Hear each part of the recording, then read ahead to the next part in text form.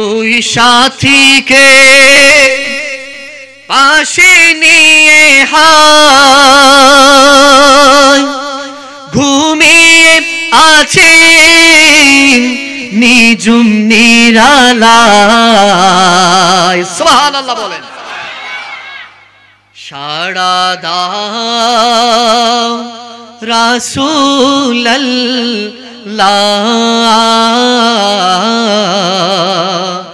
অধম ডাকে তোমারে দেখে লাও রাসূল রওজা পাক। নবীজি আমাদেরকে ডাকুক, আমরা রওজায়ে পাকের সামনে যাব, ভালো লাগবে? জোরে বলেন, ভালো লাগবে না মনে? আর একটু জোরে বলেন। যাদের ভালো লাগবে, মুস্তাফার কদমে যেতে চান, সালাত ও সালাম দিতে চান, তারা একটু মহব্বতে পড়েন না বাবা। ডেকে রাসূল রওজা পাকের কিনারে আমি কেঁদে কেঁদে হই গো সারা ধন্য করো দিদারে দেখে লাও রাসূল রওজা পাক। এই কুয়াইশের জমিন থেকে ইয়া রাসূলুল্লাহ ডাকছি, লাভ আছে? সবাই বলেন না। আপনারা কি আমার সাথে রাগ করেছেন? একটু জুড়ে বলেন না, লাভ আছে?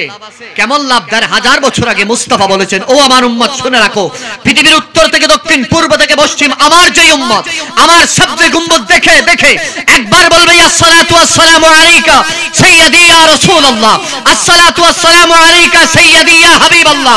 শুধু আমার রওজায়ে মোবারক দেখে দেখে নয়, ওই কুয়াইশের জমিনে ১১টার কাটা ছুঁই ছুঁই অবস্থায় যে আমার উম্মত ইয়া রাসূলুল্লাহ, ইয়া নবী আল্লাহ, ইয়া নূর আল্লাহ বলে ডাক দিবে কিয়ামতের কঠিন দিনে।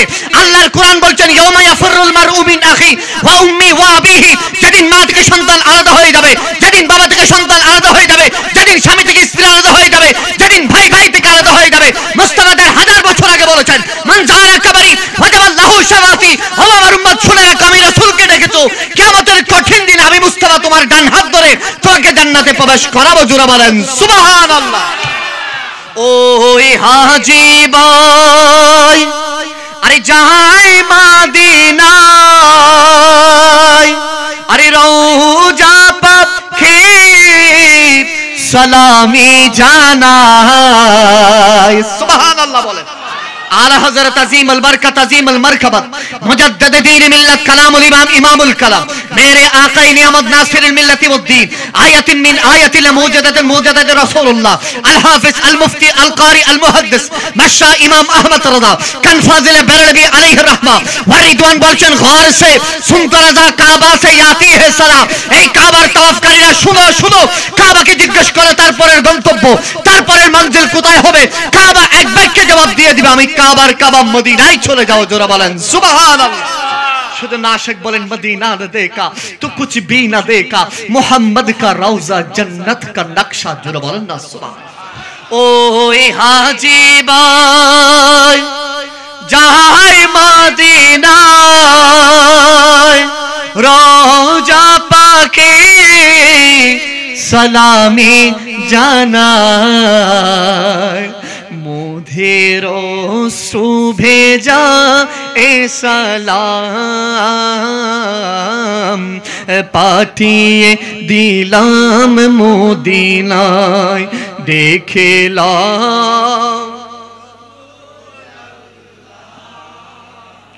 রওজা পাকের কিনারে। একটা জবানও বন্ধ রাখবেন না, জবান সবগুলা খুলে বলেন ইয়া রাসূলুল্লাহ। আর একটু জোরে বলেন। ঐতিহ্যবাহী বন্দরনগরী চট্টগ্রামের পশ্চিম কুয়াশ, এটা হাটাজারি থানায় পড়ছে না, হাটাজারি থানাধীন এই কুয়াশের পশ্চিম কুয়াশ ইসলামী তরুণ সংঘ এবং অত্র এলাকা ভাষী প্রবাসী ভাইরা, বিশেষ করে সর্বস্তরের কোরআন প্রেমিক, সুন্নাহ প্রেমিক, নামাজ প্রেমিকদের যৌথ ব্যবস্থাপনায় আজকের এই পশ্চিম কুয়াশ তরুণ সংঘের উদ্যোগে পবিত্র ঈদে মিলাদুন নবী বলেন সাল্লাল্লাহু আলাইহি ওয়াসাল্লাম উদযাপন ও আফজালুন নাস বাদাল আম্বিয়া সিদ্দিক আকবর রাদিয়াল্লাহু তাআলা আনহুর স্মরণে ৭তম। আর একটু জোরে বলেন, এটা তো আমি খেয়াল করি না কততম বাবা। এখানে এমনও ব্যক্তি আছে যে এখনো ৭ বার পুরো চিটাং শহর ঘুরে নাই, এরকম আছে না? নাই। কিন্তু এই পশ্চিম কুয়াইশ তরুণ সংঘের ভাইয়েরা এটা ১ বার ২ বার ৩ বার ৪ বার নয়, ৭ বার। তাহলে মুস্তাফার জবানে মুবারক থেকে, নবুয়তের জবান থেকে শুনেন, রাসূল করিম বলছেন যেই আসমানের নিচে জমিনের উপরে যে প্রোগ্রাম যে অকেশনে দুইটা জিনিসের লক্ষ্য থাকবে, একটা হচ্ছে আল্লাহ, একটা হচ্ছে রাসূল। এই দুইটা লক্ষ্য নিয়ে যেই বান্দা, যেই উম্মত, যেই সম্প্রদায়, যেই কওম, যেই মানুষ, যেই দেশের মানুষ, যে কওমের মানুষ, যে সংগঠনের মানুষ কাজ করবে, আল্লাহ সেই কাজের মধ্যে বারাকা দান করবে। হয়তো আমার পশ্চিম কুয়াইশ ইসলামী তরুণ সংঘের ভাইরা প্রথম বছর প্রোগ্রাম করেছিল, প্রথম বছর কোন একজন বাবার চোখের পানি কবুল হয়েছে, সেজন্য দ্বিতীয়বার হয়েছে। দ্বিতীয়বার কোন একজন ব্যক্তি হয়তো আগে দাড়ি রাখে নাই, এই কুয়াইশের ইসলামী তরুণ সংঘের ভাইদের প্রোগ্রাম থেকে দাড়ি রাখা স্টার্ট করে দিয়েছেন, দ্বিতীয়বার মালিক কবুল করেছে, সেজন্য তৃতীয়বার আপনারা করতে পেরেছেন। ওই তৃতীয়বারে কোন একজন সন্তানের, কোন একজন মায়ের সন্তান, বাবার সন্তান হয়তো মা বাবার অবাধ্য থাকতো, এই প্রোগ্রাম থেকে মা বাবার শিক্ষা, মা বাবার প্রতি তাজিমের অন্তরে মনস্থির করেছেন, সেজন্য তৃতীয়বার একটা সাকসেস হয়েছে, চতুর্থবার আপনারা করেছেন। চতুর্থবারে কোন একজন আল্লাহর বান্দা নবীজির উম্মত নামাজ আগে পড়তো না, মাহফিলে এসে নামাজ ধরেছে, ঠিক কিনা বলেন? সেজন্য চতুর্থবার ফাইনাল হয়েছে, পঞ্চমবার আপনারা এসেছেন। এইভাবে ষষ্ঠবার, গতবার জানি না লাস্ট মনে যাতে কোন বাবাটা এমন ভাবে কেঁদেছেন, কোন বাবার চোখের পানি মালিক কবুল করেছে।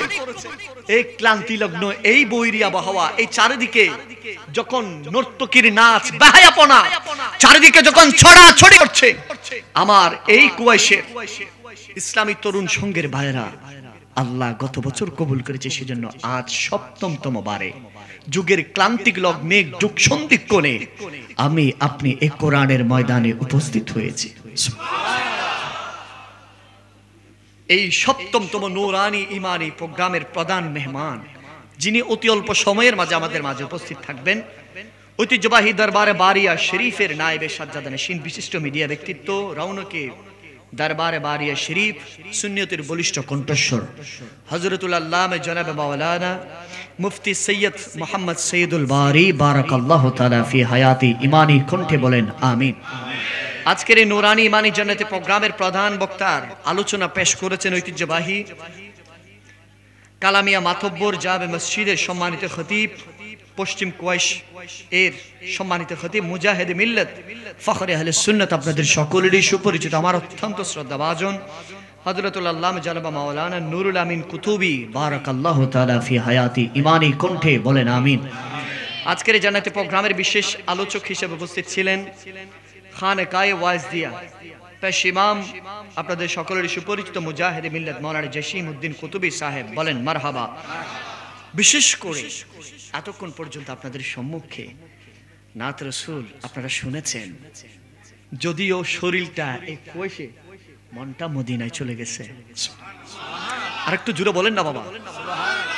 আমাদের প্রত্যেকের প্রিয়, পুরো বাংলাদেশে ইসলামী সঙ্গীত প্রেমিকদের প্রাণের স্পন্দন, যার নাচ শুনে না এমন মানুষ পাওয়া দুষ্প্রাপ্য, কথা বলেন ঠিক কিনা? মুজাহিদে মিল্লাত, ফখরে আহলে সুন্নাত, শায়ের জগতের উজ্জ্বল নক্ষত্রের শায়ের আহলে সুন্নাত, শায়ের মাওলানা মুহাম্মদ মহিউদ্দিন তানবীর সাহেব, বলেন মারহাবা।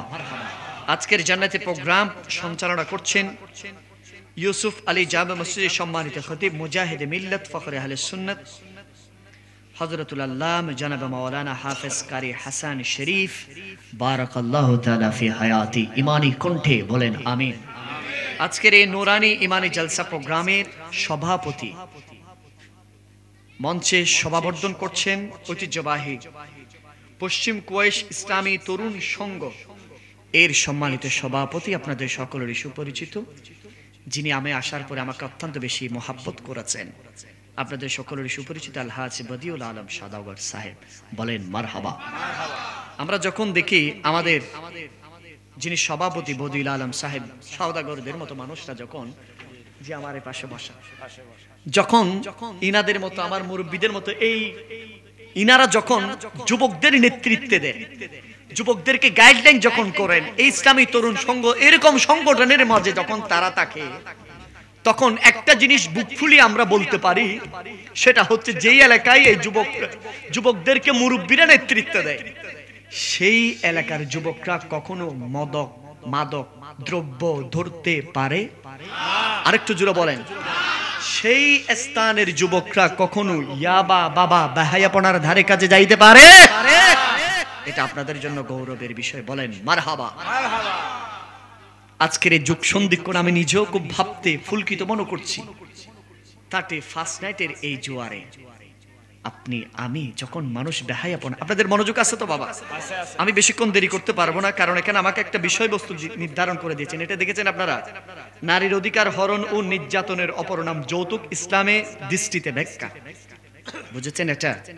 এর আলোকে আমি ছোট্ট দুইটা আয়াতে কারিমা তেলাওয়াত করেছি, এর প্রাসঙ্গিক এবং আমাদের উত্তরণের উপায় কি, মহিলারা কি জানবে কি বুঝবে, এই বিষয়ে আমরা আলোচনা শুনবো, আলোচনা করবো। আল্লাহ আমাদের বুঝার তৌফিক দান করুক, আমিন বলেন। আরেকটু জোরে বলেন আমিন। আমি এত লম্বা মুকাদ্দমা করছি না, বিশেষ করে আমাদের যিনি হাসান শরীফ হুজুর আছেন, এদিক সেদিক যাওয়া যাবে না, পুরো আমার পুরো বিষয়বস্তুর উপর থাকবে। আপনারা কি রাগ করবেন বাবা? বলেন রাগ করবেন? আমি আপনাদেরকে শুধু একটা মেসেজ দিতে চাই, যে সময় এই 12টার প্রায় কাছাকাছি এখন হয়ে যাবে, আর বেশি নেই, মাত্র 14 মিনিট আছে। কত মিনিট? সবাই বলেন কত মিনিট? 14 মিনিট আছে। 14 মিনিটের পর থেকে এবার কেয়ার হাসপাতাল বলেন, চট্টগ্রাম মেডিকেল বলেন, ম্যাক্স বলেন, অ্যাপোলো হাসপাতাল বলেন, সিআরসিআর বলেন, ট্রিটমেন্ট বলেন, আগ্রাবাদ মা ও শিশু হাসপাতাল বলেন, বহু হার্টের রোগী হয়তো মারা যাবে গত বছরের মতো। কথা বলেন ঠিক কিনা? গত বছর আপনারা দেখেছেন, আমি একটু স্মৃতিচারণ করতে চাই, গত বছর আপনারা দেখেছেন একজন 4 বছরের একটা শিশু এই আতশবাজি গোলাবাজির 31 নাইটের এই বিশাল বিকট আওয়াজে 4 বছরের একটা শিশু কে হারিয়েছেন একজন বাবা, একজন মামা। কথা বলেন ঠিক কিনা? আপনারা দেখেছেন গত বছরে প্রায় 200 জায়গায় ফানুসের আগুন থেকে আগুন লেগেছে, ঠিক কিনা বলেন? গত বছর প্রায় বাংলাদেশের বহু জায়গায়, বিশেষ করে আমাদের মেট্রো রেল থেকে শুরু করে বহু জায়গায় আমার যুবক ভাইরা 31 নাইট উদযাপন করতে গিয়ে ফানুস জ্বালিয়েছেন। আর এই ফানুস জ্বালানোর কারণে বাংলাদেশের মতো জায়গায় 200টা জায়গায় আগুন ধরেছে। একটু জোরে বলেন না নাউজুবিল্লাহ। একটা মায়ের বুক খালি হয়েছে, 4 বছরের একটা শিশু ছটপট করতে করতে মারা গেছে। ওর ওই বাবাটা ফেসবুকে স্ট্যাটাস দিয়েছে, মানুষকে চিৎকার করে বলছে, আল্লাহর দোহাই লাগে তোমরা থামো, আমার 4 বছরের বাচ্চা যে এখনো আমাকে ভালো করে বাবা রাখতে পারে না, যে এখনো আমাকে আমার স্ত্রীকে মা বলে রাখতে পারে না, কি রকম লাগছে জানে না, কিন্তু তোমাদের এই আতশবাজির কারণে, এই বোমা ফাটানোর কারণে আমার এই 4 বছরের বাচ্চাটা মনে হচ্ছে এই মুহূর্তে দুনিয়ার মায়া ছেড়ে চলে যাবে। কথা বলেন ঠিক কিনা? এই নর্তকীর নাচ, এই বেহায়াপনা, এই কুসংস্কার, এই ওয়েস্টার্ন কালচার থেকে আমার এই পশ্চিম কুয়াশের ইসলামী তরুণ সংঘের ভাইরা একটা মেসেজ দেয় দুনিয়া ব্যাপী, ঠিক কিনা বলেন? আর একটু জোরে বলেন। কি মেসেজ দেয় জানেন? আমার এই ভাইরা সবাই আমার ভাইরা বলে যে এই দুনিয়ার মানুষ শুনে রাখো, জীবনকে যদি আল্লাহ পাক যে নিয়ামতের জীবন দিয়েছে, আর সেই জীবনকে যদি তুমি জান্নাতময় জীবন করতে চাও, মনে রেখো এই ফানুস জ্বালানোর মাঝে কোনো শান্তি পাওয়া যায় না। মনে রেখো আতশবাজির মধ্যে কোনো শান্তি পাওয়া যায় না। মনে রেখো এই গোলা বারুদের মধ্যে কোনো শান্তি পাওয়া যায় না। মনে রেখো নর্তকীর নাচের মাধ্যমে কোনো শান্তি পাওয়া যায় না। মনে রেখো বেহায়াপনার মাধ্যমে, নারী পুরুষের অবাধ মেলামেশার মাধ্যমে শান্তি পাওয়া যায় না। আজ পশ্চিম কুয়াশের ইসলামী তরুণ সংঘের ভাইয়ের একটা মেসেজ দেয়, যে মেসেজ শুধু চিটাগং নয়, সারা বিশ্বের রন্ধ্রে রন্ধ্রে, আর সেই মেসেজ হচ্ছে একমাত্র শান্তি দিতে পারে ইসলাম। আর কোরআনের তাফসীরের মাধ্যমে, নবীর জলসার মাধ্যমে মানুষ শান্তি আনয়ন করতে পারে। দুই হাত তুলে বলেন ঠিক কিনা?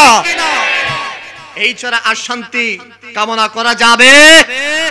এই ছাড়া অন্য পদ্ধতির শান্তি আসবে? আজ সেজন্য আমি ভাইদেরকে লাখো সালাম আমার অন্তরস্থল থেকে ধন্যবাদ, মোবারকবাদ, কৃতজ্ঞতা জানাচ্ছি। আজকে আমার এই ভাইয়েরা যখন আমাদের দেশের যুবকরা যখন অনইসলামিক কার্যকলাপে যখন লিপ্ত হয়ে যায়, আমাদের দেশের যুবকরা যখন নারী পুরুষের ফ্রিলিপসিং এর নামে জানা বেবিচারে লিপ্ত হয়ে যায়, একটু জুড়ে বলেন নাউজুবিল্লাহ। যখন যুবক যুবতী একে অপরের কে আল্লাহর গজব আসে এরকম কাজে যখন লিপ্ত হয়ে যায়, আমার এই ভাইয়েরা আজকে কোরআনের তাফসীরের নবীজির মিলাদুন নবীর সিদ্দিক আকবরের স্মরণের জান্নাতের বাগান সাজিয়েছেন। আরেকটু জুড়ে বলেন না বাবা সুবহান। আমরা দোয়া করি ভাইদের জন্য, কেননা আমরা আজকে দুনিয়াবাসীদেরকে দেখিয়ে দিতে চাই ইমানদার কিভাবে 31st নাইট পালন করে, ঠিক কি না? আরেকটু জুড়ে বলেন না বাবা, ইমানদার কিভাবে 31st নাইট পালন করে এটা আমরা দেখিয়ে দেব, বলেন ইনশাআল্লাহ। আরেকটু জুড়ে বলেন ইনশাআল্লাহ। সবাই বলেন ইনশাআল্লাহ। আল্লাহ আমাদের ভাইদেরকে কবুল করে নিক, আমিন বলেন। আরেকটু জুড়ে বলেন আমিন। দুরূদ শরীফ পড়েন। সালাতুন ইয়া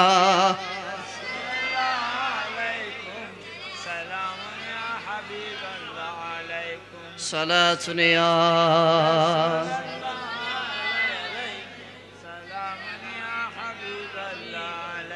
আমার ভাইদের কি কষ্ট লাগে? আরেকটু জোরে বলেন কষ্ট লাগে?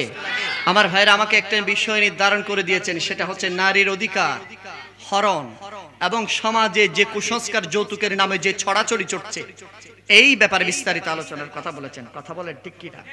সর্বপ্রথম আমরা জানবো নারীর অধিকার ইসলাম কি দিয়েছে। আরেকটু জোরে বলেন। আমি আজকের এই প্রোগ্রাম থেকে পুরো চিটাগং শহরের যতটুকু আওয়াজ যাচ্ছে, শুধু তাই নয়, যেই যেখানে বসে আমার এই আলোচনা অনলাইনে বলেন অফলাইনে যেই যেখান থেকে বসে শুনছেন, আমি প্রত্যেককে চ্যালেঞ্জ করে বলতে চাই, বাবা একটু শিক্ষিত সমাজ আপনারা একটু মনোযোগ দিয়ে শুনবেন।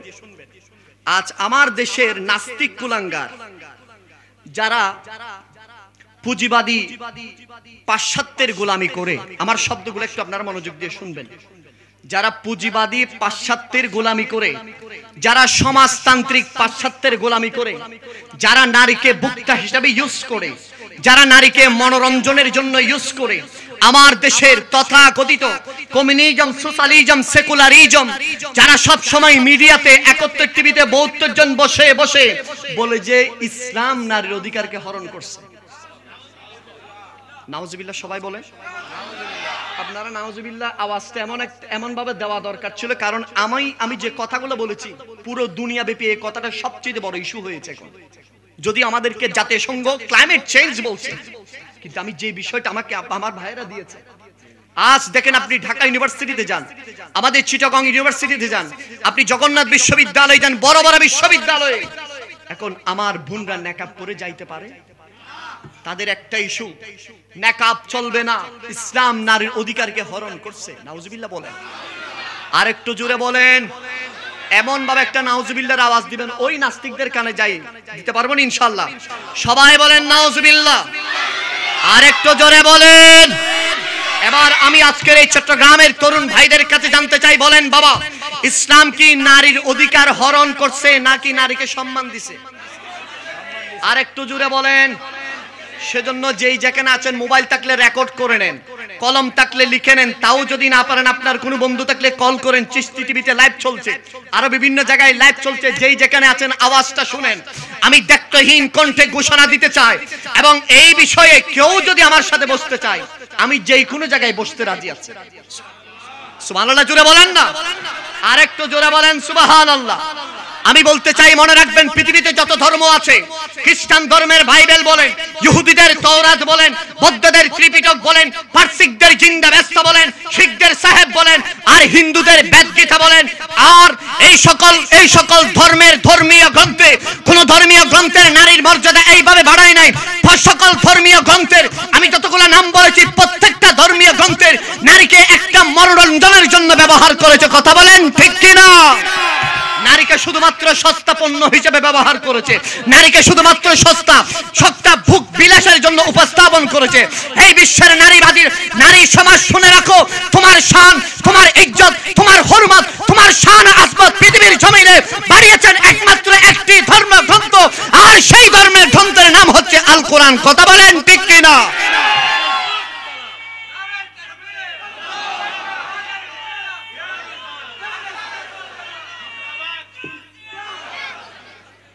আমি বলতে চাই ভাইরা আমার, এখানে অনেক স্কুল কলেজ ইউনিভার্সিটির ভাইরা আছেন, আমার অনেক বোনরা আছেন। সভ্যতার শুরু থেকে শুরু করেন, আপনি চীন সভ্যতা দেখেন, গ্রিক সভ্যতা দেখেন, রোমান সভ্যতা দেখেন, আপনি ওই পুরাতন হিন্দুদের হিন্দু ধর্মগ্রন্থ দেখেন, খ্রিস্টান ধর্মে নারীর অধিকার দেখেন, বৌদ্ধ ধর্মে নারীর অধিকার দেখেন, আপনি পাশ্চাত্যের মধ্যে নারীর অধিকার দেখেন। শুধু তাই নয়, আমাদের সমাজে যারা পুঁজিবাদী পাশ্চাত্যের গোলামি করে, আমাদের সমাজে যারা সমাজতান্ত্রিক পাশ্চাত্যের গোলামি করে, মনে রাখবেন প্রতিটা সমাজ, প্রতিটা রাষ্ট্রে একটা নারীকে ভোক্তা হিসাবে, নারীর অধিকার হরণের মাধ্যমে, নারীকে মনোরঞ্জনের জন্য শুধুমাত্র রাতের কিছু সময়ের জন্য ব্যবহার করেছে। আর একমাত্র ইসলাম নারীর অধিকার দিতে দিতে দিতে দিতে নারীকে সর্বশ্রেষ্ঠ উৎকৃষ্ট সৃষ্টি হিসাবে প্রমাণ করেছে। কথা বলেন ঠিক কিনা? আজ আমার যে সকল বোনরা বলে যে না, ইসলাম আমাদেরকে নারীর অধিকার হরণ করেছে, নাউজুবিল্লাহ জোরে বলেন। ইসলাম আমাদেরকে নারীর অধিকার রক্ষা করে নাই, ইসলাম আমাদেরকে মনে হয় একদম ডাস্টবিনে ফেলে দিয়েছে। নাউজুবিল্লাহ জোরে বলেন। আরেকটু জোরে বলেন। আমি যদি এখন আপনাদেরকে উদাহরণ যদি দিই, ইসলাম বলছে হেই নারী তুমি পর্দা করো, কি করো? সবাই বলেন পর্দা করো। ইসলাম বলছে কি করো? আর অন্য পাশ্চাত্যের যত ধর্মগ্রন্থ আমি সবগুলোর নাম বললাম, এবং এগুলার যদি আপনি যদি ওল্ড টেস্টামেন্ট দেখেন, নিউ টেস্টামেন্ট, যত গ্রন্থ দেখবেন, কোথাও কোরআনের মতো নারীর মর্যাদা বাড়ায় নাই। এই জিনিসটা আপনারা বুঝেছেন? এবার আসেন, আমাদের দেশের যারা নারীবাদী আছে, যারা স্লোগান তুলে ইসলাম নারীকে প্যাকেট করে ঘরের ভিতরে রেখে দিছে, নাউজুবিল্লাহ জোরে বলেন, এটা বলে কিনা? আমাদের অনেক ভাইরা, আমাদের অনেক বোনরা এখানে কুয়েশে আছে কিনা জানি না, কিন্তু আমরা দেখি মাঝে মধ্যে যারা ইউনিভার্সিটিতে যায় বলে যে না, আমি এখন আর পর্দা করতে চাই না, আমি এখন 3 কোয়ার্টার পরে আমি একটু ঘুরতে চাই। আরেকটু জোরে বলেন না। আমরা নাউজুবিল্লাহ আউজুবিল্লাহ যত বলি, আমাদের চট্টগ্রামে এখানে ওয়াসার এখানে মহিলা সমিতি আছে না নেই? আপনারা এগুলোর খবর রাখেন কিনা জানি না। আমরা তো ওলামায়ে কেরাম যেহেতু মাঠে ময়দানে কথা বলি, এগুলোর খবর রাখি। তারা স্লোগান দেয় না, একমাত্র ইসলাম ধর্ম নারীর সৌন্দর্যটাকে প্রকাশিত করতে দেয় না, এটাকে প্যাকেট করে রেখে দিয়েছে। অন্য ধর্ম তো নারীকে এভাবে প্যাকেট করে নাই। অন্য যত ধর্ম নারীকে যেমন ইচ্ছা তেমন করো, যেখানে রাতের 2টা বাজে চলে যাও, 3টা বাজে চলে যাও, কোনো বাধ্যবাধকতা নাই। কিন্তু ইসলাম বলে যে না, তুমি ঘরের ভিতরে থাকো, তুমি কখনো অন্য পুরুষ তোমাকে যেন না দেখে, তোমার এই সৌন্দর্যের সবকিছু দেখবে একজন, তিনি হচ্ছেন স্বামী। কথা বলেন ঠিক কিনা? এবার আমি আপনি এখানে শিক্ষিত সমাজ, তাহলে আমাদের এখানে 2টা দ্বারা ইসলাম বলতেছে নারী তুমি প্যাকেটের ভিতর থাকো, পর্দার ভেতর, আর অন্য সকল ধর্ম বলে যে নারী তুমি যেমন ইচ্ছা তেমন চলো। ঠিক কিনা বলেন? আমি 2টা নোট আপনাদের সামনে এখানে তুলে ধরেছি। এগুলো কয় টাকার নোট বাবা? দুটোটা বাংলাদেশ ব্যাংক থেকে বের হয়েছে 17 সাল। দুটোটা কত সালে? 17 সালে। বলেন বাবা, এই 2টা নোটের মধ্যে তারতম্য আসেনি? আরেকটু জোরে বলেন। সবাই দেখেন, উপরেরটা একদম ডাইরেক্ট লাগতেছে মোটামুটি 71 সালে মনে হয় বানাইছে, মনে হয় 17 সালের মতো লাগতেছে। আর এটা মনে হচ্ছে কালকে বের হয়েছে, মনে হয় একদম নতুন। কথা বলেন ঠিক কিনা? এটা এরকম পুরাতন হওয়ার কারণ কি? বলে যে এটা 17 সালে যখন বাংলাদেশ ব্যাংক থেকে বের হয়েছে, এই টাকাটা হাজারো হাতের মধ্যে ঘুরেছে, ঘুরতে ঘুরতে ঘুরতে ঘুরতে আমার হাতে এসেছে, আমার হাত থেকে আরেকজনের হাতে যাবে। এটা কি হয়ে গেছে? পুরাতনে গেছে, ছিঁড়ে গেছে, এই ইচ্ছা করছে না। আর এটা বলে যে এটা শুধু একজনের আন্ডারে ছিল, এটা বেশি ইউজ করে নাই। আমার বোন, আমি আপনাকে বলতে চাই, আপনি যখন বহুজনের কাছে বহুভাবে ঘুরবেন, এরকম হয়ে যাবে। হাত তুলে বলেন ঠিক কিনা বলেন।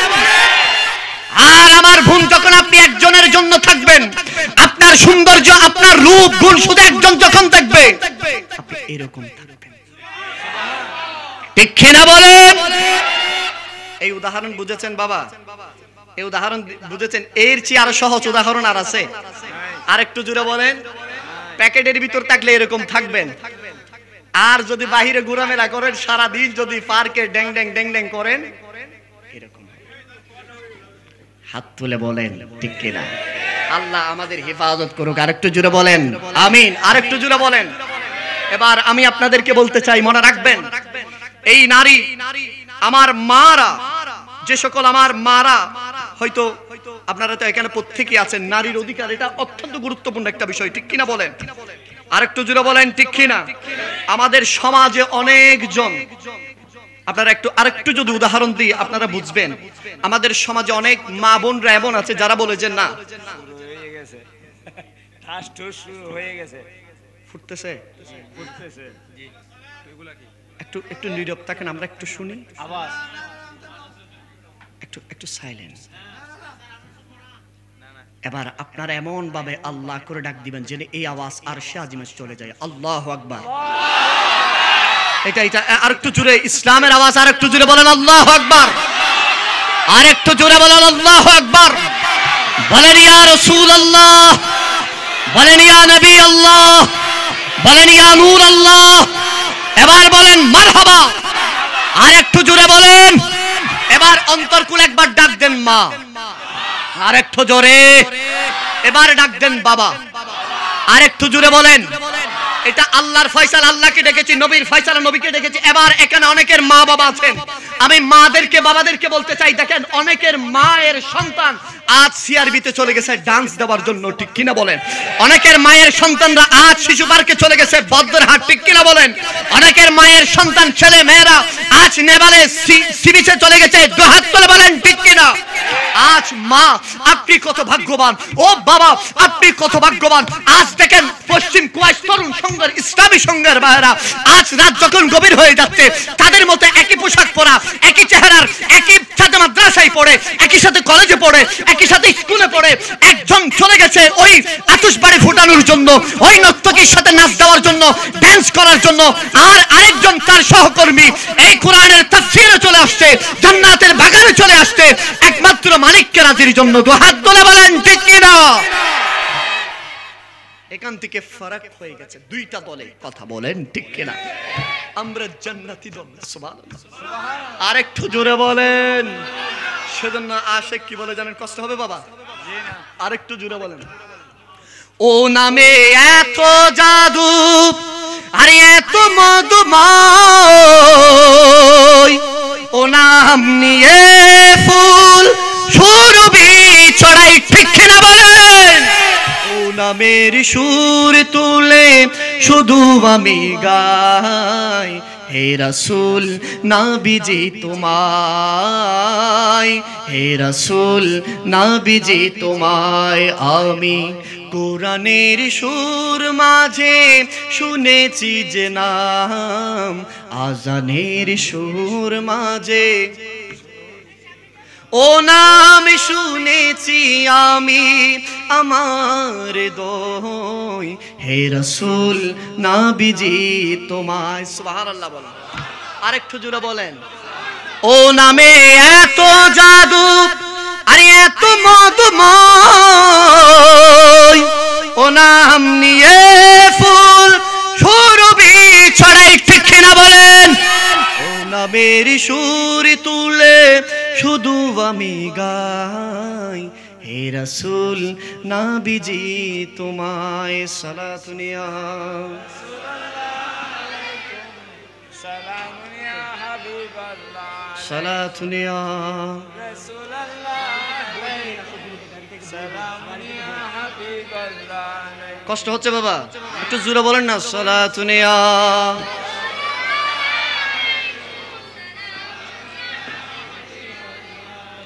আর আমাদের দেশে বাবা আপনাদের কষ্ট হচ্ছে? আর একটু জোরে বলেন। আমাকে ভাইয়ারা যে বিষয় দিয়েছে সেই বিষয়ে কথা বলছে। আবার অনেক মা বোনরা হয়তো রাগ করতে পারে। রাগ করবে না, কোনো রাগ করলে আমার কোনো কিছু যাবে আসবে? আমাকে এখানে এটা আমানত, আমাকে বলেছেন হুজুর কোরআন সুন্নাহর আলোকে বলবেন একটু নারীর অধিকার জানার দরকার আছে না নেই? পৃথিবীতে আপনি যত কিছু দেখবেন প্রত্যেকের এক একটা ক্যাটাগরি আছে না নেই? বলেন সিংহের গর্তের ভিতরে জীবনে কখনো শ্রীগাল ঢুকে? বাঘের গর্তের ভিতরে শ্রীগাল ঢুকে? বাঘের গর্তের ভিতরে কি সিংহ ঢুকে? সিংহর গর্তের ভিতরে ঢুকে? বলেন এই যে এখন রাত, কখনো রাত দিনের ভিতরে প্রবেশ করে, দিন রাত কখনো কি সদর বদর হয়ে যায়?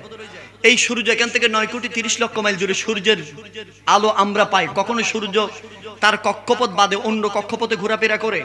যে এইভাবে নিহারিকা পুঞ্জ, ধূমকেতু, যতগুলো নক্ষত্র আছে প্রত্যেকের এক একটা কক্ষপথ আছে না নাই? আরেকটু জোরে বলেন। এইভাবে প্রত্যেকটা এক একটা কিছুর এক একটা লাইন আছে না নাই? যখন সেই লাইনের মধ্যে চলবে তখন বিশৃঙ্খলা হবে না। আরো জোরে বলেন। সূর্য যদি তারকার কক্ষপথে চলে আসে দুনিয়াটা থাকবে, এটা ধ্বংস হয়ে যাবে। কথা বলেন ঠিক কিনা? ঠিক একইভাবে পুরুষকে চিনার কিছু আলামত আছে না? পুরুষকে চিনা যায় তার গুফে, দাড়িতে। কথা বলেন ঠিক কিনা? ঠিক একইভাবে নারীও কিছু আলামত আছে না? জোরে বলেন না বাবা। পুরুষের নির্দিষ্ট একটা স্বকীয়তা আছে না? নারীর নির্দিষ্ট একটা স্বকীয়তা আছে না? এবার এখন একটু গভীর মনোযোগ।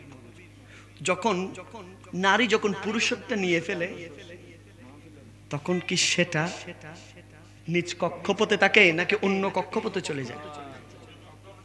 আপনারা বুঝেন না মনে? আমি এর চেয়ে তার খোলামেলা বলা সম্ভব না বাবা। যখন প্রত্যেকটা কিছুর এক একটা স্বকীয়তা আছে, প্রত্যেকটা কিছুর এক একটা স্বকীয়তা আছে। বলেন বাবা, মুরগির বাচ্চা কি পানির মধ্যে থাকে? হাঁসের বাচ্চা কোথায় থাকে? পানির মধ্যে। মুরগির বাচ্চা জমিনে উপরে থাকে, ঠিক কিনা বলেন? ঠিক একইভাবে নারীর পোশাকের কিছু স্বকীয়তা আছে না? নেই পুরুষের। আর নারী যদি পুরুষেরটা লই টানাটানি করে, এটা কি হবে? বিশৃঙ্খলা হবে, কিয়ামতের সবচেয়ে বড় আলামত হবে। ঠিক কিনা বাবা? মাথেন না একটু বলা। এটা কি হবে? কিয়ামতের আলামত হবে।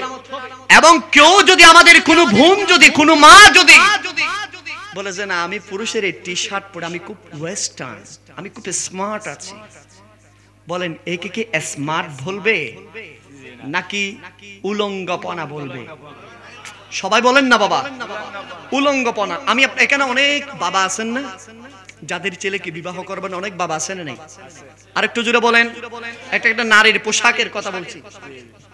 মনে করেন একটা মেয়ে একদম খুব ওয়েস্টার্ন, একদম সব সময় টি শার্ট পরে পরে ঘুরে, এরকম আছে না? নাই? মার্কেটে আমার মুরব্বি বলতেছে মার্কেটে ঘুরে।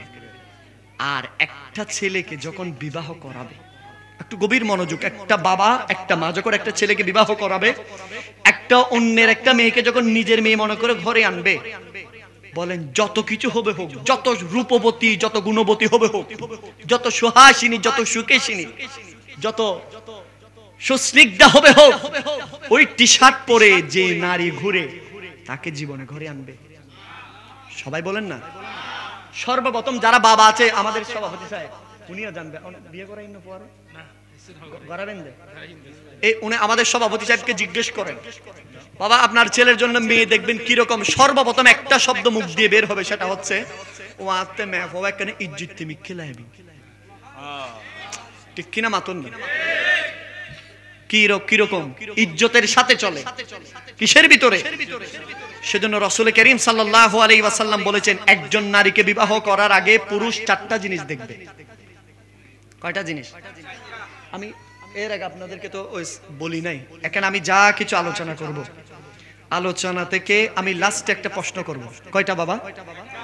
এই প্রশ্নটার উত্তর যে দিতে পারবে সে মহামূল্যবান একটা নিয়ামত পাবে। সুবহানাল্লাহ জোরে বলেন না বাবা। আপনারা মনে রাগ করছেন মনে হয়। এখন এইদিকে ঠুসঠাস ফোটাচ্ছে, এইখানে আশপাশে কিছু কিছু মানুষ আবার বেটকি দিয়েছে, আছে না? নাই? দূর চারিদিকে একটু আমরা রাত একটা 31st night happy new year উপলক্ষে আমরা একটু আনন্দ করবো, তোমরা মাহফিল টাফিল করতেছো, এরকম এন্টি পার্টি আছে না? নাই? আর একটু জুড়ে বলেন। আর আপনারা যদি এরকম নমাতি আওয়াজ দেন, তারা বলবো যে আচ্ছা আমি তো বলছিলাম তোমরা এখানে না যাইতে, একটু আতশবাজিতে যাওয়ার জন্য। ঠিক কিনা বলেন না? তা আপনারা কি আওয়াজ কি আসতে দিবেন না জোরে দিবেন? তাহলে আমি কি বললাম, এই পুরো আলোচনার ভিতরে আমি লাস্টে একটা প্রশ্ন করব। এই আমার পুরো আলোচনা থেকে যেই প্রশ্নটার উত্তর দিতে পারবে তার জন্য মহামূল্যবান একটা উপহার আছে। সুবহানাল্লাহ। আর একটু জোরে বলেন। আমি এটাই বলে রাখছি, আপনারা একটু কান দিয়ে শুনবেন, শুনতে পারবেন তো ইনশাআল্লাহ। তাহলে রাসূল করিম সাল্লাল্লাহু আলাইহি ওয়াসাল্লাম যখন একজন ছেলে যখন তার স্ত্রীকে নির্বাচন করবে, 4টা জিনিস। কয়টা জিনিস? সবাই বলেন। 1 নম্বরে হিসাব করেন তার পরহেজগার, সে ধার্মিকতা কিনা। 1 নম্বরে কি? ধার্মিক ঠিক আছে কিনা, নামাজ কালাম পড়ে কিনা। এক সময় যখন মেয়ে দেখতে যেত, সর্বপ্রথম জিজ্ঞেস করতো, মা তুমি কোরআন পড়তে পারো? ঠিক কিনা বলেন না? মা তুমি 5 ওয়াক্ত নামাজ পড়তে পারো? কথা বলেন। এখন সেটা আছে, কিছু কিছু জায়গায় আছে, কিছু কিছু জায়গায় উঠে গিয়েছে। কথা বলেন ঠিক কিনা? তাহলে 1 নম্বরে দেখবে কি বাবা? ধার্মিকতা। নাম্বার 2 দেখবে তার বংশ। নাম্বার 2 কি? নাম্বার 3 তার সৌন্দর্য। নাম্বার 4 ওয়া মালিহা, তার ধন সম্পদ। কয়টা বাবা? আরেকটু জোরে বলেন। 1 নম্বরের মধ্যে কি? সে ধার্মিক কিনা, ধর্মকে মানে কিনা, নামাজ কালাম পড়ে কিনা সেটা। নাম্বার 2 তার বংশ ভালো বংশ কিনা, ঠিক কিনা বলেন। নাম্বার 3 সে সুন্দর কিনা, দেখতে সুন্দর কিনা। নাম্বার 4 ধন সম্পদ। এই 4টা কন্ডিশন যখন থাকবে, ওই মেয়েকে কি করতে পারবেন আপনি? আপনার জন্য চয়েস করতে পারবেন। এখন আমার এই সভাপতি সাহেব যদি ওনার মেয়েকে যদি দেখতে যায়, ওনার ছেলের বউকে বা দেখতে যাবে, এমন সময় কি দেখবে? সর্বপ্রথম কি বলবে? মেয়েটা কি ধার্মিক কিনা, ইজ্জতের সাথে চলে কিনা। ওনাকে যদি আপনি জিজ্ঞেস করেন আপনি টাকা পয়সা ধন দৌলতের সর্বপ্রথম ইজ্জত কেন দেখতেছেন, বলে যে এই মেয়ের উপর ডিপেন্ড করবে আমার আগামীর প্রজন্ম। ঠিক কিনা বলেন না? এই মেয়ের উপর ডিপেন্ড করবে আমার আগামীর প্রজন্ম। আর যদি বেইজ্জত হয়, এই যদি বেহায়া যদি হয়, এই নারীর অস্তিত্ব যদি ঠিক রাখতে না পারে, তাহলে আমার বংশ পরম্পরায় যে আমার বংশের একটা ঐতিহ্য আছে, আমার বংশ দ্বারা যেই আল্লাহর গোলামি করবে, যে একটা রসম একটা রেখে যেতে চায়, এই মহিলা যদি বেহায়াপনা যদি হয়, তার মাধ্যমে সেটা সম্ভব হবে? আরেকটু জোরে বলেন না, সম্ভব হবে না। সেজন্য তাহলে আমাদের নারীদের পোশাকের স্বাধীনতার নামে যে আমাদের দেশে যে ভণ্ডামি চলে, যে পুঁজিবাদী পাশ্চাত্যের যে গোলামি করে, আমাদের সমাজে যে সমাজতান্ত্রিক পাশ্চাত্যের গোলামি করে এই যে আমার মা বোনরা টি শার্ট পরে জিন্স পরে ঘুরে, তাহলে সেটা কি নারীর সম্মান বাড়ায় নাকি কমায়? আরেকটু জোরে বলেন না বাবা। এটা আপনি দেখবেন যখন একজন নারী পর্দা মেনটেন করে, কি করে পর্দা মেনটেন করে, দেখবেন ওই নারীকে মানুষ সম্মানের চোখে দেখে। ঠিক কিনা বলেন? কিসের চোখে? সম্মানের চোখে দেখে। আমার বোন যারা শুনছে, আমি তাদেরকে বলবো, আল্লাহর ওয়াস্তে বোন, আপনি খোলামেলা ভাবে আপনি মনে করছেন আপনাকে খুব ওয়েস্টার্ন, খুব মডার্ন লাগে না, আপনাকে সমাজের মানুষরা থুতু দেয়। কিরা বাবা বলেন না বাবা, ঠিক কিনা বলেন? আর আপনি যখন পর্দা মেনটেন করবেন, আপনি যখন ইসলামী অনুশাসন মেনে চলবেন, আপনি যখন আল্লাহ রাসূলের রাজির জন্য আপনি যখন পর্দা করবেন, তখন আপনাকে শুধু গর্ব করবে আপনার পরিবার নয়, সমাজ নয়, দেশের মানুষ আপনাকে নিয়ে গর্ব করবে। ঠিক কিনা বলেন? যে কিছু হোক, ও সিটাঙ্গে ভাষায় একটা কথা আছে, ও ওইতরে মেফ হবে বেশি জিততে। আর আজ পর্যন্ত হলুদি গাড়া মেদির মেফ হবে হয় না, হয় বেশি জিততে ও মেফ হবে। ঠিক কিনা বলেন? তাহলে এটা আমরা বুঝতে পারলাম আজকের প্রোগ্রাম থেকে, নারী কখনো পোশাকের বাইরে, পর্দার বাইরে কখনো নারীকে শালীন লাগে না। নারীকে শালীন, সুন্দর, সুহাসিনী, সুকেশিনী লাগে যখন নারী পর্দা করে। কথা বলেন ঠিক কিনা? আমার মা বোনদেরকে পর্দা করার তৌফিক দান করুক, আমিন বলেন। আর একটু জোরে বলেন আমিন। এই পর্দা উঠে যাওয়ার কারণে, এই আমার যুবক সমাজরা আজ আতশবাজির কারণে, আমার যুব সমাজ আজ বিটিএস এর ফলোয়ার হওয়ার কারণে, আমার যুব সমাজ আজ মেসি, রোনাল্ডো, নেইমার, টিউমার এগুলোকে ফলো করার কারণে আমার দেশে এখন সমকামিতা চলে আসতেছে। একটু জোরে বলেন না নাউজুবিল্লাহ। আপনারা দেখেছেন সম্প্রতি গত সপ্তাহে আমাদের দেশের মধ্যে ভারতের একজন সমকামিতাকে সমর্থন করে এরকম সেন্ডিশা নাকি কিসা আসছে, আছে না নেই? এবং আমাদের দেশের একজন যুবক ছেলে, যার নাম হচ্ছে বিডি মামুন নাকি বিডি ইমরান, একজন অপরজন ছেলে বিয়ে করতেছে। নাউজুবিল্লাহ জোরে বলেন। আল্লাহ, এইগুলো আমার মনে হচ্ছে আমার হুজুর এখানে খতিব সাহেব হুজুর আছেন, জিজ্ঞেস করেন। এগুলা শুধু ইমাম মাহদী একটা কিয়ামতের আলামত নয়, ইয়াজুজ মাজুজ যেমনি কিয়ামতের আলামত। আমার দেশের এই যে চতুষ্পদ জন্তুর চেয়ে খারাপ হয়ে যাচ্ছে মানুষ, এই সমকামিতার নামে, এই সেন্ডিশা, বিডি ইমরানের মতো যুবকদের কারণে আমার দেশের বহু যুবকরা নষ্ট হয়ে যাচ্ছে। কথা বলেন ঠিক কিনা?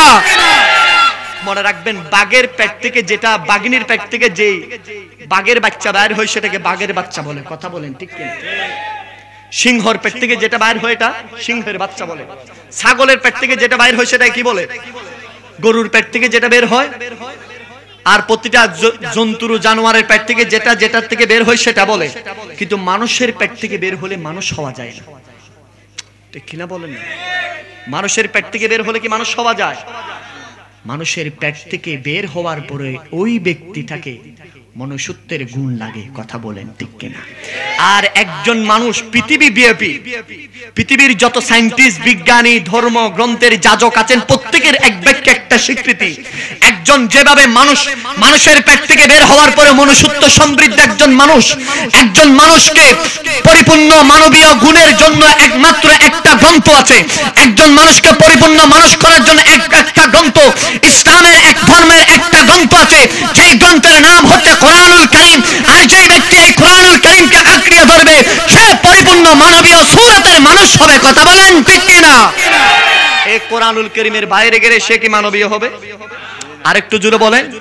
সে এমনি হাত পা সবকিছু থাকবে, গাল থাকবে, খাওয়া দাওয়া সবকিছু করবে, সূরতে মানুষ থাকবে, কিন্তু কাজে কর্মে জানোয়ার হয়ে যাবে, কথা বলেন ঠিক কিনা?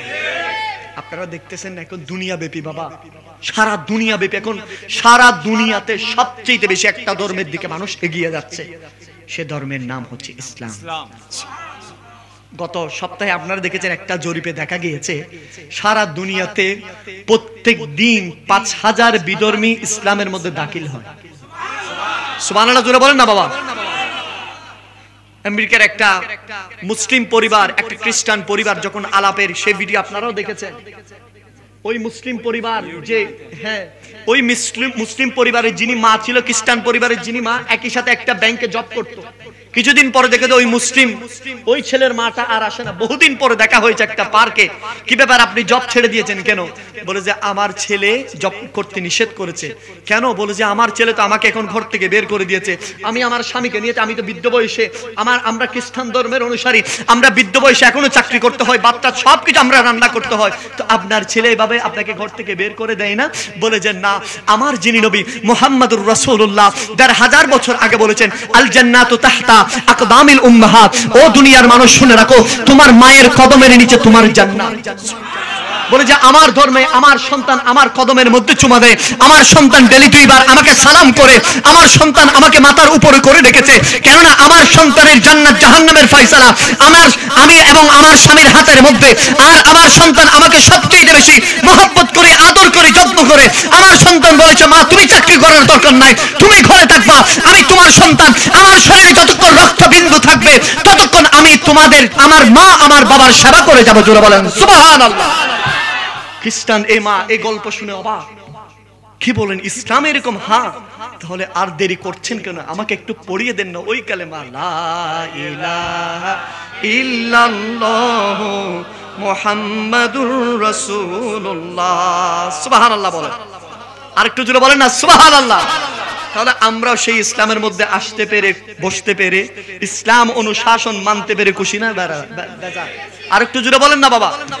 খুশি। তবে আমাদের দুঃখ লাগে সেখানে আমাদের দেশের কিছু মোল্লা মৌলবীরা যখন এই ফটকাবাজি ফুটাচ্ছে, এটা নিয়ে কোনো ফতোয়া আছে? জোরে বলেন না বাবা। একটু গভীর, আপনারা এখানে শিক্ষিত সমাজ আছেন, একটু আওয়াজ দিবেন। এই ফটকাবাজি ফুটাচ্ছে, এটার কোনো ফতোয়া আছে? 14 ফেব্রুয়ারি ভালোবাসা দিবসের কোনো ফতোয়া দেয়? এই বেহায়াপনা চলতেছে, ফতোয়া দেয়?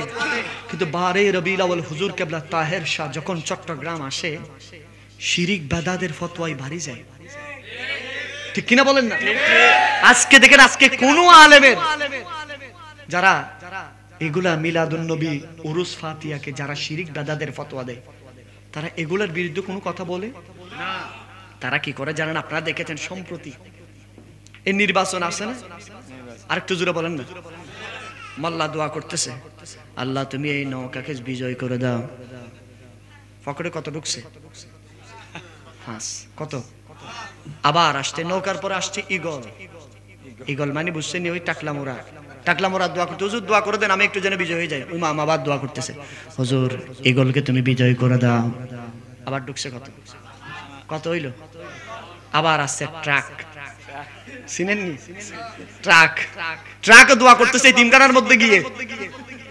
আমার অবাক লেগেছে, একজন নায়িকা বেহায়াপনা, যেই নর্তকী যার অপকর্ম দুনিয়া ব্যাপী বিস্তৃত, আর সেই নর্তকী গিয়েছে তিনখানায়, আর সেই হুজুর নামে এই সমস্ত শয়তানের দল ওই নর্তকী নায়িকাকে নিয়ে দোয়া করতেছে, আল্লাহ তাকে তুমি জান্নাতে ঢুকাই দাও, আল্লাহ জান্নাতের ভিতর ঢুকাই তুমি তালা মারি দাও, আল্লাহ তার ট্রাককে বিজয় করে দাও।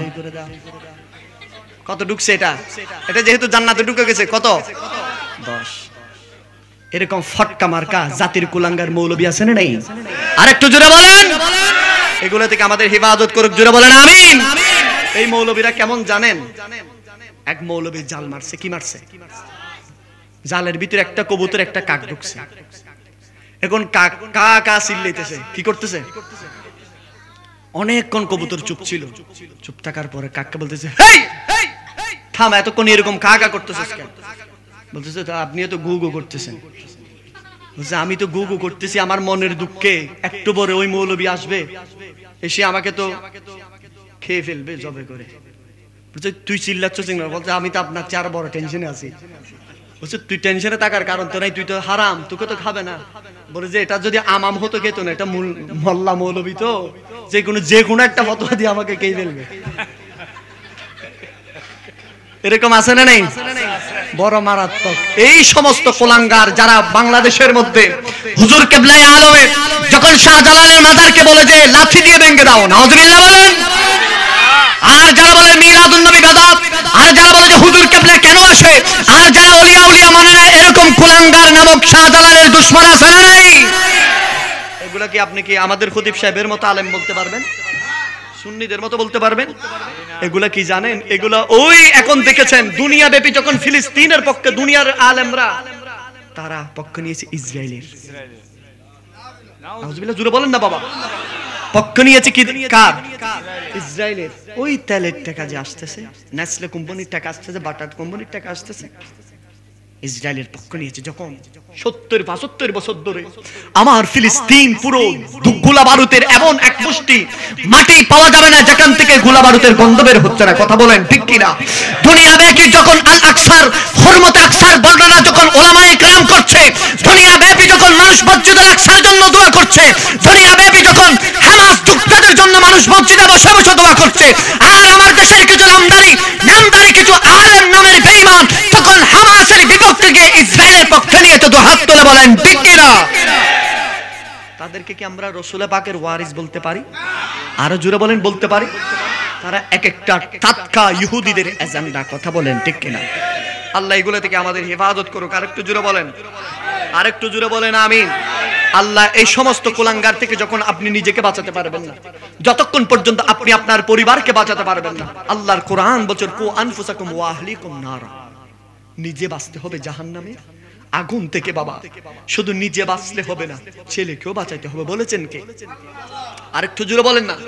বাবা যেইভাবে মদ এর ধারে কাছে যাই না, ইয়াবা বাবার ধারে কাছে যাই না, জানাবে বিচারের ধারে কাছে যাই না, কখনো সুদের ব্যবসা, গীবত, সুগুলখুরি, পরনিন্দা, আবুল বিড়ি টানি টানি অন্যের সমালোচনা যেভাবে করেন, ঠিক একইভাবে বাবাকে ওই তাগিদ দেওয়ার জন্য, এই জান্নাতের পথে আনার জন্য ছেলেকে, পরিবার পরিজন, সমাজের মানুষকে বলেছেন কে?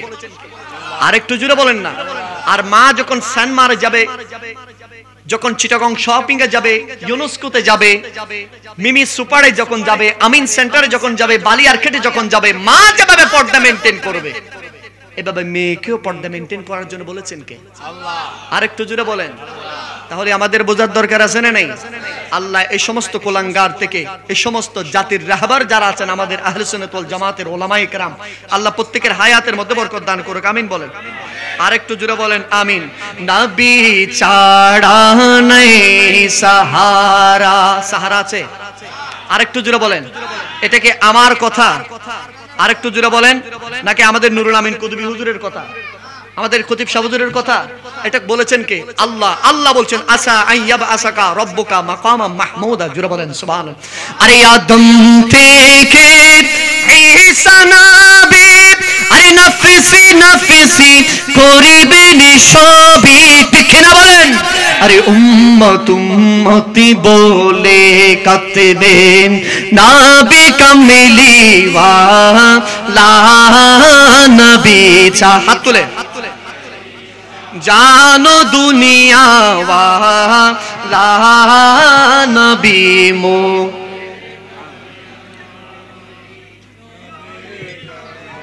ওয়ালা নবী চা।